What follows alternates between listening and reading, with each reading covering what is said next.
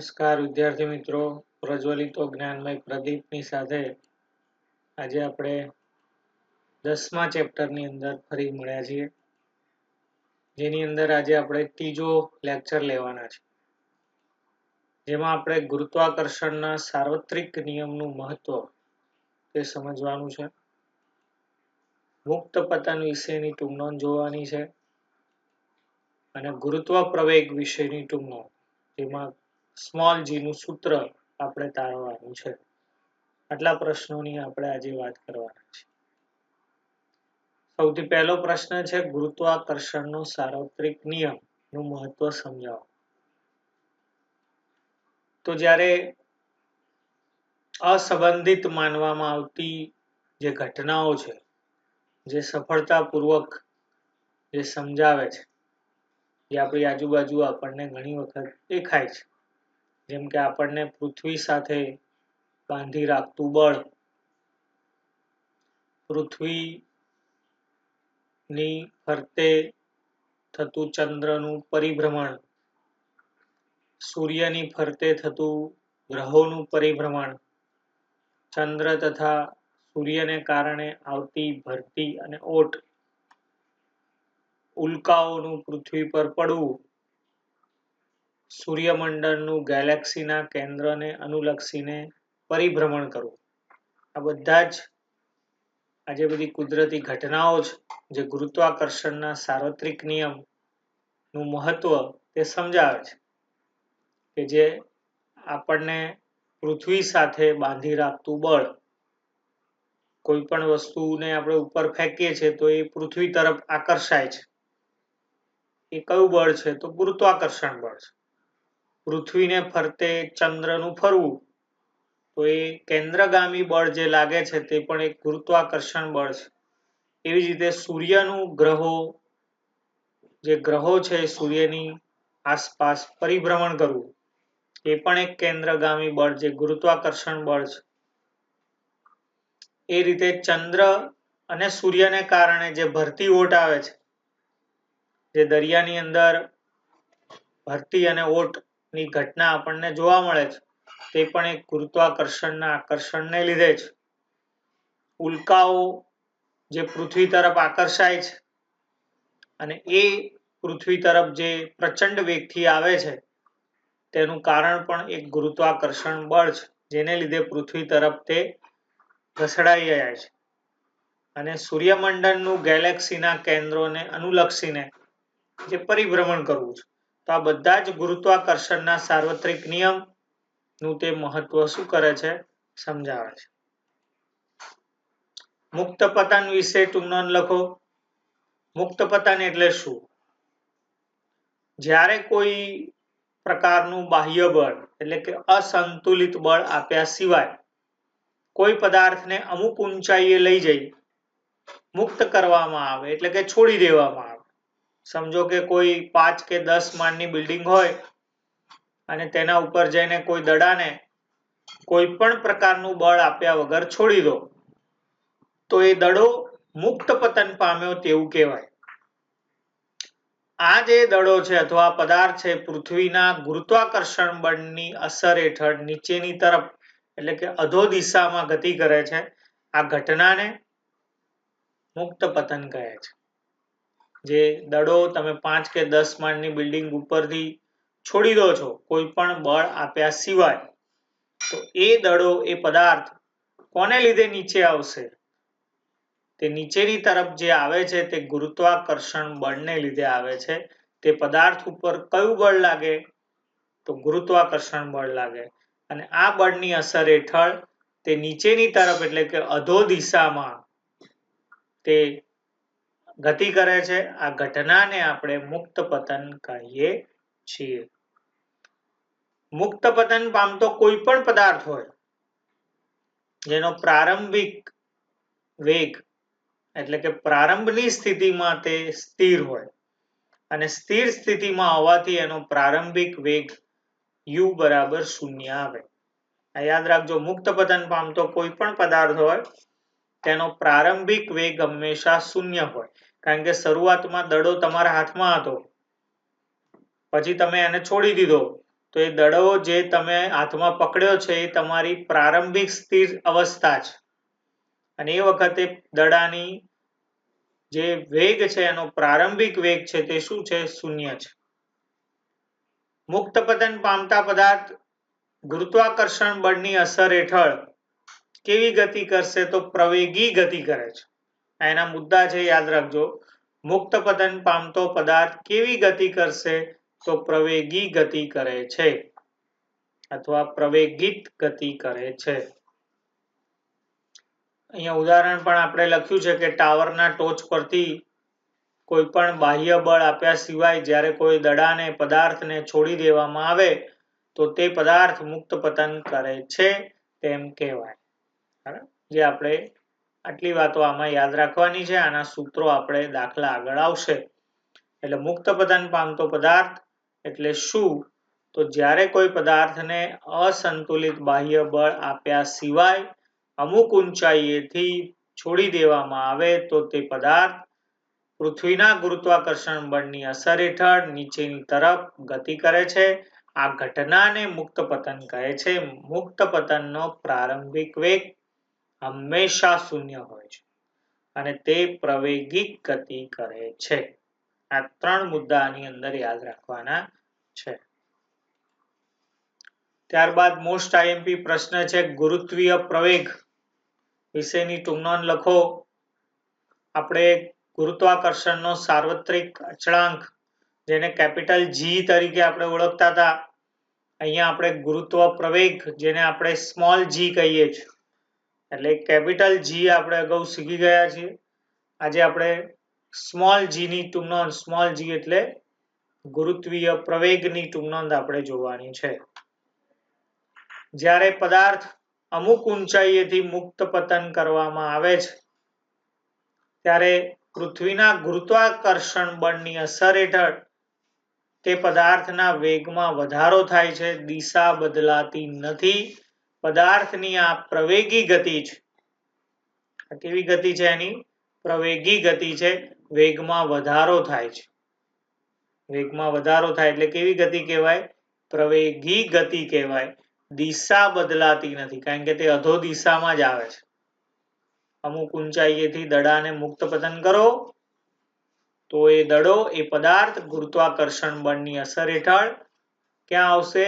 અધો દિશામાં, નીચેની તરફ. દિશા બદલાતી નથી. વેગમાં વધારો થાય. જેમ જેમ નીચે આવશે વેગ વધશે. આ કેવી ગતિ થઈ? પ્રવેગી ગતિ થઈ. તો ગુરુત્વ પ્રવેગ એટલે શું? તો પદાર્થ પર લાગતા પૃથ્વીના ગુરુત્વાકર્ષણ બળને લીધે ઉદ્ભવતા પ્રવેગને ગુરુત્વ પ્રવેગ સ્મોલ g કહે છે. ફરીથી વ્યાખ્યા. પદાર્થ પર લાગતા પૃથ્વીના ગુરુત્વાકર્ષણ બળને લીધે ઉદ્ભવતા પ્રવેગને ગુરુત્વ પ્રવેગ કહે છે. પદાર્થ પર લાગતા પૃથ્વીના ગુરુત્વાકર્ષણ બળને લીધે ઉદ્ભવતા પ્રવેગને ગુરુત્વ પ્રવેગ સ્મોલ g કહે છે. ગુરુત્વીય પ્રવેગ SI એકમ શું? તો આ પ્રવેગનો જે SI એકમ હતો તે જ ગુરુત્વ પ્રવેગનો SI એકમ છે મીટર પ્રતિ સેકન્ડ સ્ક્વેર. તેનો SI એકમ શું છે? તો મીટર પ્રતિ સેકન્ડ સ્ક્વેર. હવે આપણે એનું સૂત્ર સાબિત કરવાનું છે. મોસ્ટ આઈએમપી પ્રશ્ન છે. ગુરુત્વ પ્રવેગ સ્મોલ g માટેનું સૂત્ર તારવો. તો આપણે અગાઉ જોઈ ગયા કે મુક્ત પતન પામતા પદાર્થ ગુરુત્વાકર્ષણ બળના કારણે ગુરુત્વ પ્રવેગ ઉત્પન્ન કરે છે. તો એ પદાર્થનું દળ લઈએ આપણે m.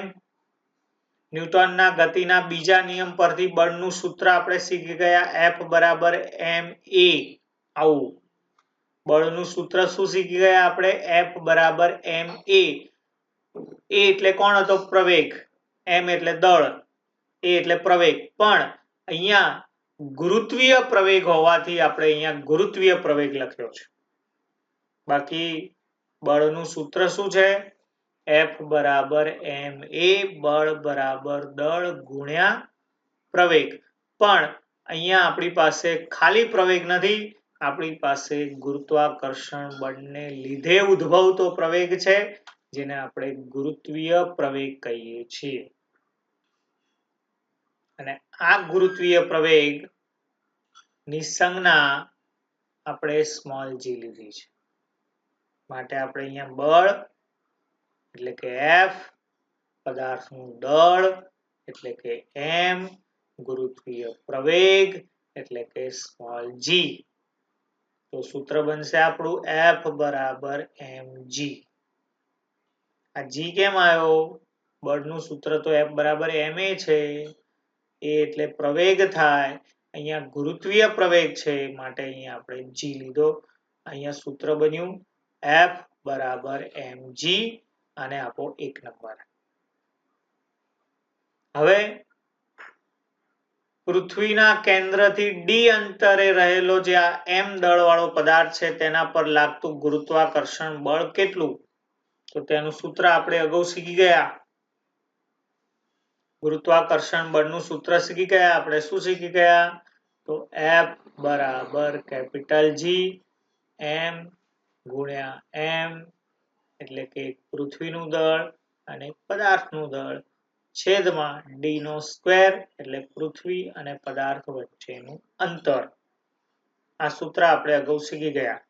ફરીથી એકવાર F એટલે બળ is equal to capital G એટલે ગુરુત્વાકર્ષણનો સાર્વત્રિક અચળાંક, કેપિટલ M એટલે કે પૃથ્વીનું દળ, સ્મોલ m એટલે કે પદાર્થનું દળ છેદમાં d નો સ્ક્વેર એટલે પદાર્થ અને પૃથ્વી વચ્ચેનું અંતર એનો વર્ગ. તો સૂત્ર શું બન્યું આપણું? F બરાબર કેપિટલ G m ગુણ્યા m છેદમાં d નો સ્ક્વેર. આને આપો સમીકરણ નંબર 2. હવે અહીં જોઈ લો બરોબર. અહીંયા F બરાબર શું છે? mg. અહીંયા F બરાબર શું છે? કેપિટલ G m ગુણ્યા m છેદમાં d સ્ક્વેર. આ બંનેની ડાબી બાજુએ F છે તો ડાબી બાજુ સરખી છે. બરાબરની ડાબી બાજુએ કોણ છે? F. તો બરાબરની જમણી બાજુ વાળા બંને સરખાવાના. સમીકરણ 1 સમીકરણ 2 પરથી શું લખી શકાય? mg બરાબર કેપિટલ G m ગુણ્યા m છેદમાં d સ્ક્વેર. કારણ કે F બરાબર mg છે અને F બરાબર કેપિટલ G m ગુણ્યા m છેદમાં d સ્ક્વેર છે. તો ડાબી બાજુ બંને F છે તો જમણી બાજુ બંને સમાન થાય. તો શું લખી શકાય? તો અહીંયા શું લખ્યું આપણે સમીકરણ 1 અને 2 પરથી? mg બરાબર કેપિટલ G m ગુણ્યા m છેદમાં d સ્ક્વેર. હવે શું થશે? આ m અહીંયા છે એને અહીંયા લાવો તો આ m શું થઈ જાય? ઉડી જાય. એટલે અહીંયા m અને આ m જે પદાર્થનું દળ છે એ ઉડી જાય. એટલે પદાર્થનું દળ m હતું, અહીંયા પદાર્થનું દળ m હતું, બંને ઉડી ગયા. શું વધ્યું? સ્મોલ g બરાબર કેપિટલ G m છેદમાં d સ્ક્વેર. આને આપો 3 નંબર. ઓકે. હવે આ g એટલે કોણ? તો ગુરુત્વાકર્ષણનો સાર્વત્રિક અચળાંક અને આ m એટલે કોણ? તો પૃથ્વીનું દળ જે અચળ હોવાથી g એટલે કે સ્મોલ g ચલે છે 1/d સ્ક્વેર. સ્મોલ g ચલે છે 1/d સ્ક્વેર. પૃથ્વીના કેન્દ્રથી અંતર વધતા સ્મોલ g ઘટે. એટલે કે પૃથ્વીની કેન્દ્રથી અંતર વધતા ગુરુત્વ પ્રવેગ g નું મૂલ્ય ઘટે છે. આના પરથી એ નક્કી થાય કે g અને d બંને વ્યસ્ત પ્રમાણમાં છે.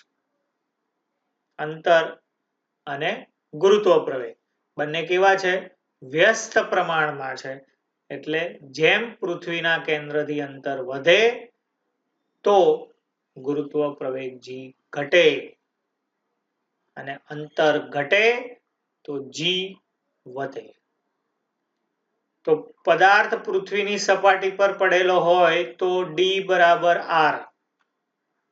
પૃથ્વીની સપાટી પર જો પદાર્થ હોય તો અંતર r લેવાનું. r એટલે પૃથ્વીની ત્રિજ્યા.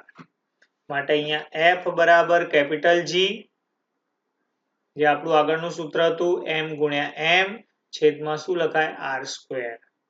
આને આપો 4 નંબર. આગળનો આપણો 2 નંબર ને 1 નંબર ને 4 નંબર ને સરખાઈએ f બરાબર mg હતું તો અહીંયા શું લખ્યું આપણે mg સામે g m ગુણ્યા m છેદમાં r સ્ક્વેર આ ફરીથી m ઉડી ગયા શું વધ્યું g બરાબર gm upon r સ્ક્વેર ખાલી કર્યું શું આપણે તો d ની જગ્યાએ r લખી નાખ્યો કેમ કારણ કે પૃથ્વીની સપાટી પર પડેલો પદાર્થ હોય તો d બરાબર r લેવો પડે માટે અહીંયા d હતો એની જગ્યાએ શું લખી દીધો r સ્ક્વેર તો આ થયું સૂત્ર કોનું સ્મોલ g બરાબર કેપિટલ G m છેદમાં r સ્ક્વેર